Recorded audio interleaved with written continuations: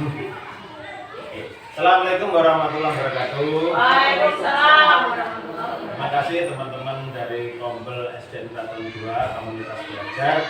Hari ini saya ingin mempresentasikan tentang kegiatan olahraga yang dibuat model di dalam Kompel ini. Yang nanti saya angkat yaitu pembelajaran SEM atau Sport Education Model. Nah, ini Sport Education Model yang saya angkat adalah lomba futsal mini antar kelas. Jadi nanti seperti pertandingan kompetisi yang diikuti oleh kelas. Di sini nanti yang saya angkat adalah kelas atas.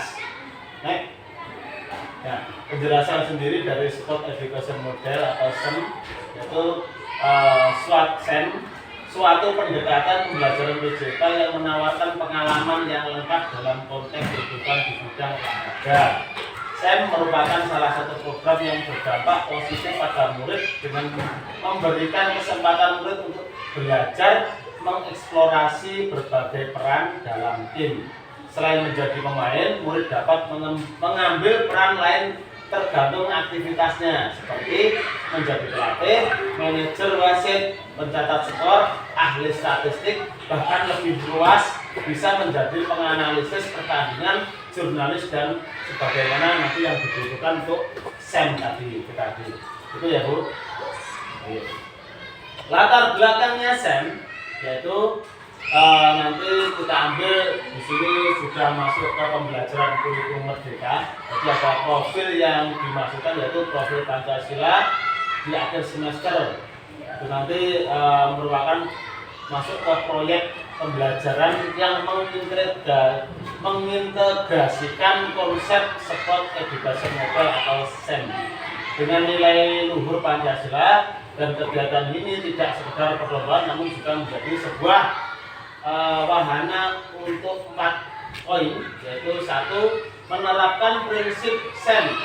Ini peserta didik diajak untuk menerapkan prinsip SEM seperti membentuk tim, rencana program, kepemimpinan, dan evaluasi. Itu untuk 1 poin.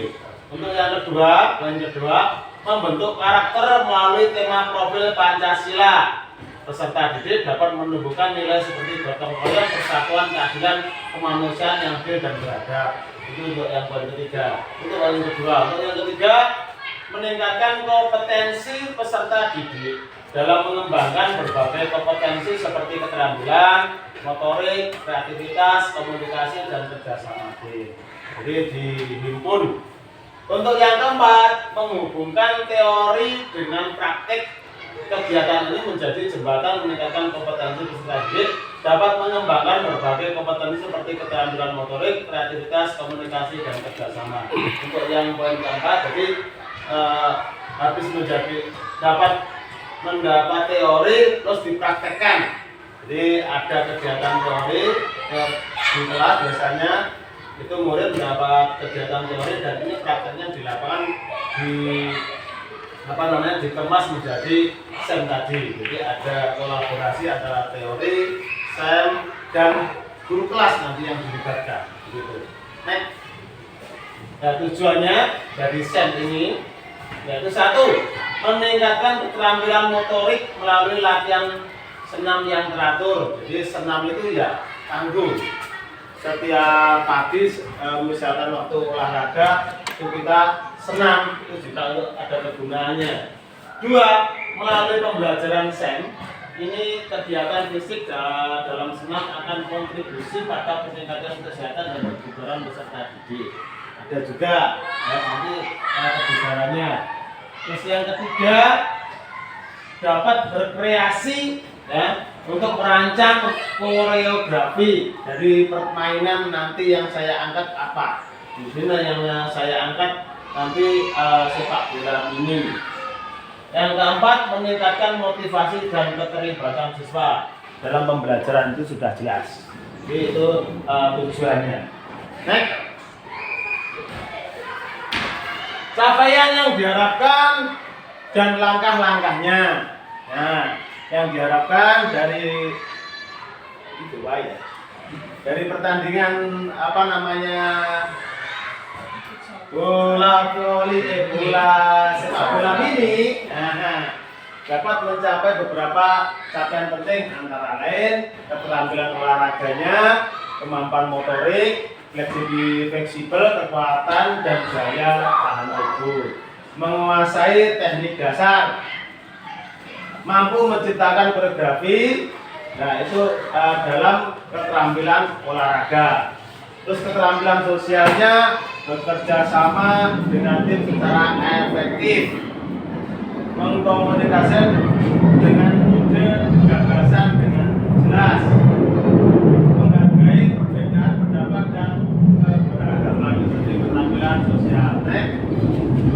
Keterampilan kognitif, menganalisis dan memecahkan masalah dalam perencanaan dan pelaksanaan program, mengevaluasi kepercayaan diri dan secara objektif, mengambil keputusan dalam situasi yang tidak terduga. Itu keterampilan kognitifnya.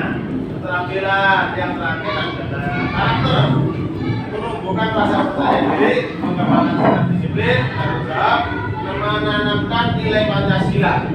Itu ya, jadi ada 4 langkah-langkah. Yang terakhir itu dalam pemahaman dari set itu memahami apa itu set yang dikemas dalam suatu model pembelajaran olahraga. Next, langkah-langkahnya untuk pembelajaran mencapai tujuan dari set tadi, yaitu 1, pembentukan tim. Jadi peserta didik nanti dibagi menjadi beberapa kelompok. Yang kedua, setiap kelompok memilih nama dan logonya tim. Jadi nanti dibagi, kalau misalkan pertandingan ada tim 1, tim 2, tim 3 sampai tim 4. Karena di sini kita nanti lomba antar kelas, jadi dibentuk tim. Terus perencanaannya, tentukan tema, ya, tema dan dengan profil pelajar Pancasila, membuat jadwal latihan yang realistis, rancang geografi yang menarik, siapkan kostum. Jadi itu langkah-langkah dalam pembelajaran SEM-nya. Next, pelaksanaan. Nah, dilaksanakan latihan secara teratur sebelum bertanding. Waktu nanti kompetisi sudah siap. Jadi anak-anak latihan secara teratur.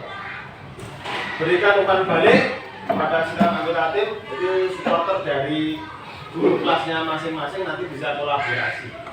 Ajak peserta didik membantu mendukung satu sama lain. Jadi antar tim nanti kan ada pertandingan kelas. Jadi tim dari kelas itu yang main didukung oleh teman satu kelas yang tidak main. Jadi diberi supporter, diberi support penguatan ya. Diberi support kepada teman yang main. Evaluasi, lakukan penilaian terhadap penampilan setiap tim. Jadi nanti dari kolaborasi dari guru kelas mengevaluasi penampilan dari tim kelasnya masing-masing. Gimana kalau misalkan kurang kita support, kalau misalkan bagus ya kita beri penguatan lagi. Lanjutkan pengumpulan umpan balik, terus lakukan redaksi sama seperti tadi. Penutupnya, adakan upacara penutupan untuk memberikan penghargaan kepada tadi murid tim atau yang main di kompetisi tadi. Next. Nah, struktur program dan mitra dalam komunitas belajarnya, yaitu kokurikuler. 2. Murid yang terlibat tadi adalah kelas 4, 5, dan 6 mitra. Waktu kegiatannya dilaksanakan di akhir semester. Ini rencananya. Jadi kokurikulernya itu biasanya dalam olahraga ada permainan bola besar, yaitu sepak bola. Makanya ini nanti dipadukan dengan pembelajaran yang sudah diajarkan kepada siswanya. Nah, muridnya itu ada kelas 4, 5, dan 6. Kita ambil yang murid kelas atas. Nanti yang kelas 1, 2, 3 rencananya kita buat supporter. Begitu. Gimana Bu? Bapak Bu? Setuju ya? So, Untuk waktu kegiatannya ya ini bisa nanti evaluasi. Kalau ini yang saya ajukan adalah di akhir semester ini. Jadi kalau misalkan sambil menunggu pembuatan rapot, anak-anak kita buatkan model SEM tadi untuk pertandingan futsal ini. Jadi kita juga koordinator, juga koordinir dengan anak-anak dan guru. Nanti koordinatornya dipilih satu orang untuk memimpin dari pelaksanaan SEM. Lanjut.